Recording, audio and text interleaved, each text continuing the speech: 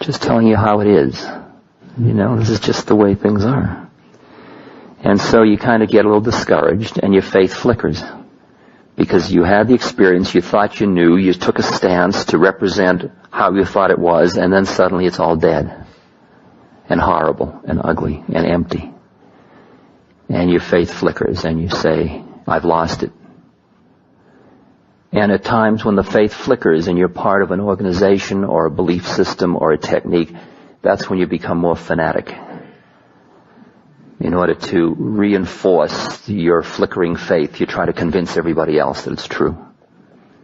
So when you feel that fanaticism in another human being, you almost know immediately that their faith is flickering. Because when the faith in what you're doing is perfect, when you just are what you are, you don't have to convince anybody of anything.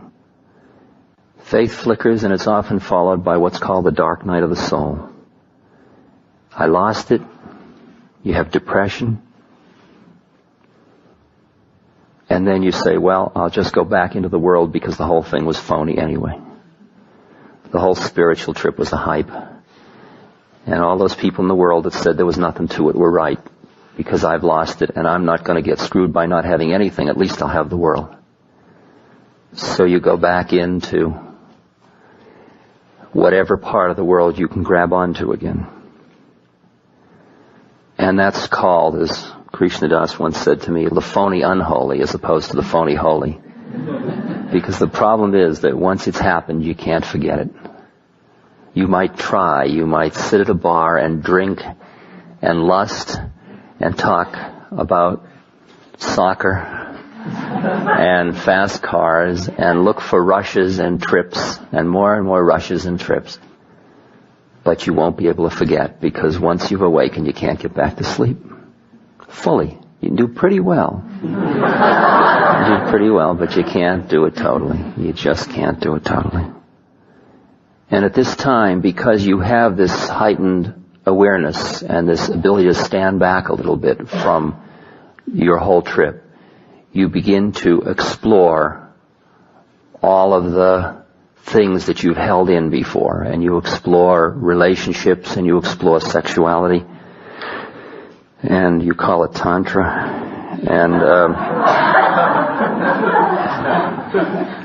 and you sort of see what you can get and what you can enjoy, and you come back much more into enjoying. You see, the problem was that a pendulum must swing, and when you first have the experience that awakens, then you read about the spiritual models, and you hear about them, and you buy them with your mind, because the Western intellect is so leading the heart that you tend to buy how you ought to be ahead of when you're there. So you buy that I ought to be, say, a renunciate. And a horny celibate is no closer to God than a person that is acknowledging. In fact, the person that's acknowledging their lust is, from my point of view, closer to God than a horny celibate. And so after the pendulum went to one side of appearing to be something, the phony holy, now it swings the other way, and there's the phony unholy. Because you pushed away your fascination with the world prematurely, and you're still fascinated. You still want to know what's happening. You're still looking outside in the world for something. You're looking for love, you're looking for relationship, you're looking for stimulation, you're looking for knowledge, you're looking for a titillation. And as long as you're looking for any of that, you're pulled into the world. As long as there's anything that your eyes can tell you, or your ears can tell you, or your nose, or your tongue, or your skin can tell you, or your thinking mind can know, you're still being pulled into the world. And there's no way you can make believe that you are not and get on with it. You've got to be the incarnation you are. And the more true you are about where you are, the faster the transformation happens. That's the karma of it. I'm just describing karma. I'm not talking about will. I'm talking about karma. I know lots of people who went through an awakening, joined groups, chanted, prayed, went to ashrams, and now they are scuba diving and having cars, fast cars, and just living very much in the world and looking for more and more trips and more sexual exploration with their extended marriages and so on. And I see them having to have a certain state of mind of a slight cynicism they have to hold on to be able to play that one out. But they have to play it out, and when they finish playing it out, they will be done. And you can feel that they've finished, but they don't want to give up.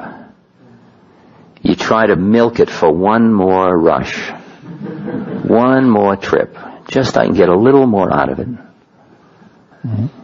I mean, it was good all those years. Why not once more?